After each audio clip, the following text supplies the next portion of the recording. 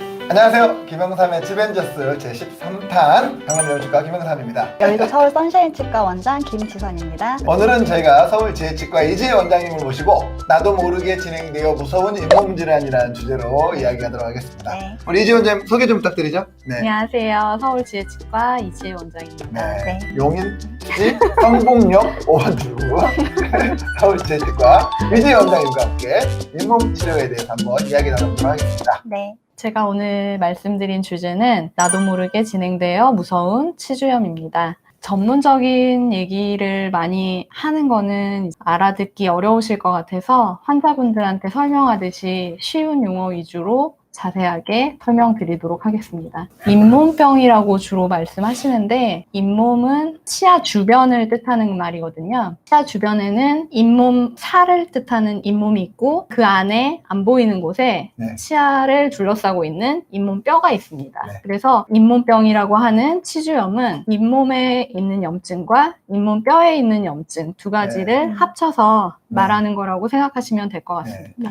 좀 딱딱하긴 한데 네. 저희 셋이 생각보다 많이 친합니다. 저희가. 물론 저만의 생각일 수도 있겠다는 생각이 지금 방금 들었는데 방금 이렇게 편하게 진행해 주셔도 좋을 것 같습니다. 네. 긴장. 그래요, 지금. 떨립니다. 네. 떨려가지고 네. 입 마르고 그러면은 또 어. 잇몸병 걸려요. 네. 치주염의 진행 과정을 단계별로 보여주는 사진인데요. 맨 위에 있는 거는 이제 정상적인 잇몸과 잇몸뼈를 가지고 있는 치주를 보여주고 있고요. 아래로 갈수록 잇몸과 잇몸뼈가 같이 무너져 내려가는 치주염이 진행되는 과정을 보여주고 있습니다. 네. 치주염의 증상을 보여주는 사진들인데요. 왼쪽에 보시면 치아 주변에 잇몸이 많이 부어 있고 빨갛게 불 꺼져 있고 네. 피가 나고 있고 그런 거를 볼 수 있습니다. 그리고 오른쪽 사진에 보시면 제가 이제 표시해 놓은 곳이 있는데 치아의 경계에 있는 잇몸이 많이 붉어져 있는 걸 볼 수 있을 것 같습니다. 네. 다음 사진은 조금 더 많이 진행된 치주염을 가지신 분인데요. 잇몸이 많이 올라가 있고 치아 사이 공간이 많이 드러나 있고 네. 그리고 치아의 위치도 많이 달라져 있고 음. 그런 걸 볼 수가 있죠. 네. 네. 아주 심한 치주염을 가지신 분입니다. 네. 네. 그래서 치주염의 증상을 조금 정리를 해보면 그게 더 심해지다 보면 잇몸이 들뜨고 이가 솟은 느낌이 난다라고 얘기를 하시는 분들이 많이 계시고요. 이렇게 정리를 해볼 수가 있고요. 또 한 가지 치주염의 중요한 특징이 증상이 없이 심한 치주염으로 진행되는 경우가 많다는 겁니다.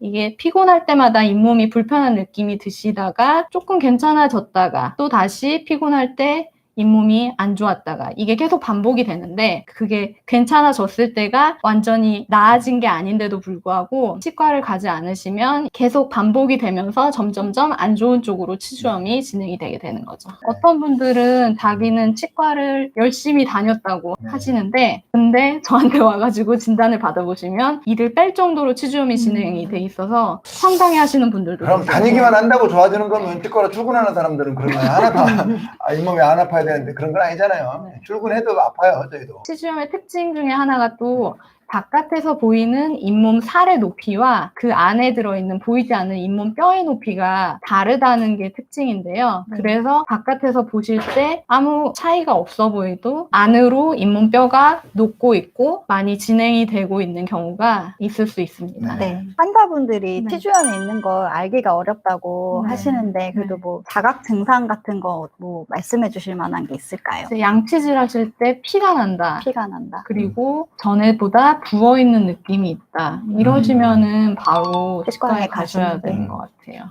제가 아는 어떤 분은 양치질 할 때 이가 피나서 네.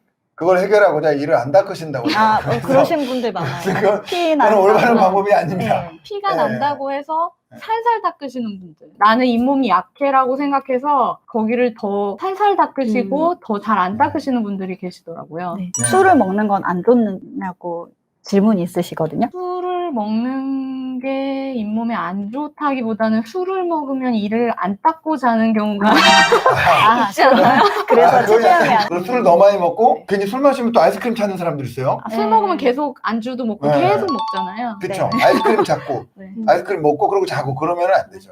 네. 따뜻한 거 먹을 때 잇몸이 찌릿찌릿 느낌이 나는데 이거 왜 그런 건가요? 라는 잇몸이 찌릿찌릿하시다고요? 따뜻한 거 먹을 때 잇몸이 찌릿찌릿하고. 따뜻한 걸 드시지 마세요.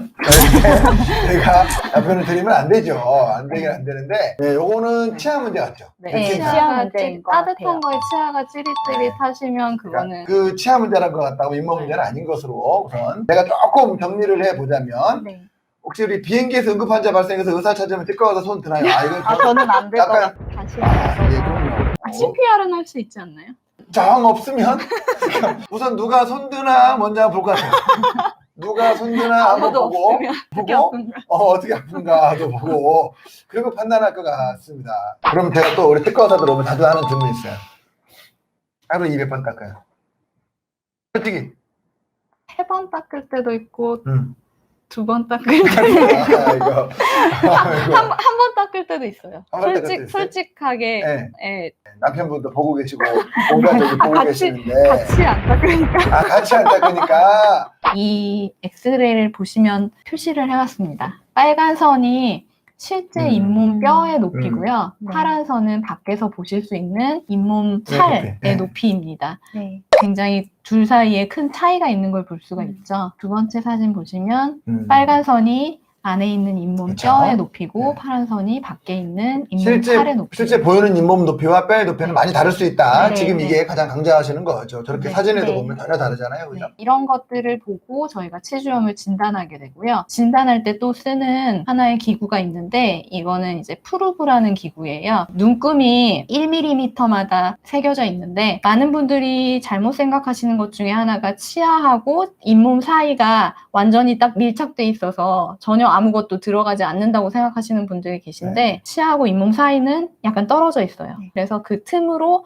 제가 이런 기구, 프루브 같은 기구를 넣을 수가 있습니다. 네. 이 기구가 얼마나 깊이 들어가는지에 따라서 치주염의 정도를 진단하게 되는 거고요. 치주염이 없고 건강한 잇몸 같은 경우에는 저런 기구를 아무리 집어넣으려고 해도 3mm 이상 들어가지 않아요. 근데 네. 잇몸 사이에 빨갛게 보이는 부분이 있는데요. 이 기구를 집어넣었을 때 지금 뚝 거의 들어가죠. 네. 10mm 가까이 음. 들어간 것을 볼 수가 있습니다. 그러니까 저희가 이제 엑스레이를 찍어보고 하면 어느 정도는 알 수는 있지만 네. 이제 앞뒤 관계나 좀 디테일한 걸 알 수가 없기 때문에 엑스레이 찍고 저거를 네. 겸용해서 같이 네. 보는 게 제일 좋죠. 치주염의 원인은 일단 세균인데요. 네. 세균은 음식물을 먹었을 때 남아있는 음식물 잔사와 침이랑 섞여서 입 안에 있는 세균이 치아 주변으로 이렇게 치태가 돼서 쌓여있는 것을 말합니다. 네. 이게 이제 단단해지면서 치석이 되는 거고요. 네. 네. 네. 그래서 치료는 이제 치료 들어갑니다.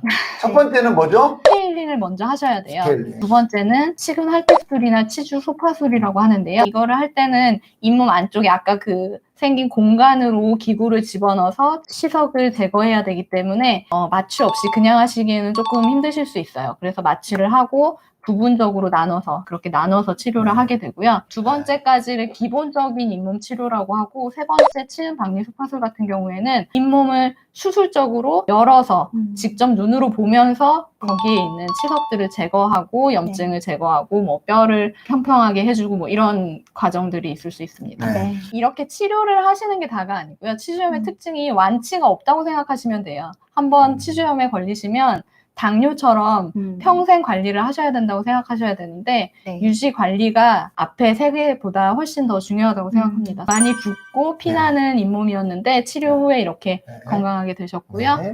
그다음에 치료 전과 치료 후 보시면 왼쪽에 송곳니 뿌리 주변으로 까맣게 보이는 걸 보실 수 있을 거예요. 뼈가 잇몸 뼈가 다 녹아서 엑스레이가 까맣게 보이는 건데요. 제가 아까 말씀드린 1번, 2번 스케일링과 잇몸 치료를 했는데 뼈가 많이 차셨어요. 네. 이렇게 되는 경우가 사실 많지는 않은데 이렇게 돼서 처음에 뽑으려던 이를 뽑지 않고 살리시게 저거 살리신 것도 되게 대단한 것 같아요. 네. 저도 좀 신기한 잘된 케이스라고 생각하고 있습니다. 얻어 걸린 건가요, 그냥? 아닙니다. 아니요, 이런 케이스. 제가 왜 영입하려고 노력하는지 아시겠죠?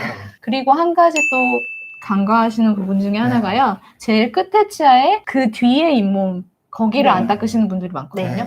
거기를 꼭 닦아주셔야 됩니다. 네. 그래서 치간 칫솔 쓰는 방법을 의외로 모르시는 분들이 많으세요. 어금니에 쓰실 때는 이렇게 구부려서 기역자로 만들어 쓰셔야 되는데 네. 일자로 그냥 넣으시려고 하면 맞아요. 엉뚱한 부분으로 들어가고 계속 네. 아프기만 하고 들어가지 않거든요. 구부려서 꼭 어금니에 쓰셔야 되고요. 네. 네. 치간 칫솔 쓰실 때는 음식물을 빼낸다는 생각만 하시면 안 되고 치아의 옆면을 닦아서 플라그들을 없애준다는 네. 생각으로 쓰셔야 네. 돼요. 네. 저는 환자분들한테 거울 보고 연습하라고 해요. 거울 보고 음. 연습하라고 잘 알려드린 다음에 네. 자전거 타는 거랑 똑같다고 말씀드리거든요. 탈 줄 아는 거 배우면 되게 편한데 아니면 끌고 다니려면 되게 힘들다고. 한 번은 배워두셔야 돼요. 안 배우고 잘 이게 불평만 하시면 계속 그렇습니다. 한 번은 열심히 연습 좀 하셔야 됩니다. 그리고 아까 말씀드린 첨단 칫솔, 어금니 칫솔인데요. 이거는 이렇게 끝이 뾰족하고 기역자로 생겨서 아까 그 끝에 부분을 닦으실 수 있기에 아주 네. 좋게 나온 칫솔입니다. 네. 이거 음. 무슨 강아지나 고양이 네, 네. 이 닦으려고도 사신대요. 맞아요. 아, 요새 한다면 요새- 비싸지 않아요? 요새 강아지나 고양이 이 닦는 칫솔로 유명하더라고요. 저는 강아지나 고양이가 이가 왜 썩냐면 걔네들도 가공식품을 먹어서 그래요. 과자 먹으니까 이가 사료. 썩는 겁니다. 굳이 그 과자를 주니까 이가 썩는 거거든요. 저는 그게 개나 고양이에 대한 사랑은 아니다 이렇게 생각하고 네, 있습니다. 기계로 하는 거, 손으로 하는 거 차이가 있나요? 그리고 선생님도 실습 기간에 손으로 직접 스케일링 하셨는지 궁금해요. 실습 기간에는 당연히 기계를 못 쓰게 하고요. 학교에서 손으로 했고요. 사실은 기계와 손으로 하는 거를 병행해서 지금은 하고 있고요. 기계로 하는 거는 조금 더 편하고 짧은 시간 안에 효율적으로 스케일링을 할 수 있는 방법이죠. 마무리를 하는데 우리 이지 원장님 네. 잇몸이 안 좋은 우리 환자분들께 잇몸 치료 이게 제일 좋다 한 말씀 해주시고 마무리해 주시면 좋을 것 같습니다. 잇몸 치료는 꼭 필요하신 분들이 계신데 잇몸에 피가 나거나 붓거나 하셨을 때는 꼭 치과에 가셔서 스케일링부터 시작해서 잇몸 치료를 꼭 받을 수 있는 치과를 선택해서 가시길 치주과 네. 전국 치주과 의사협회에서 지금 협찬을 해주셨고 그렇게 잇몸 치료를 전문적으로 하는 과를 치주과라고 하고 있고요. 잘 찾아서 가시면 그게 도움이 될 거라고 믿습니다.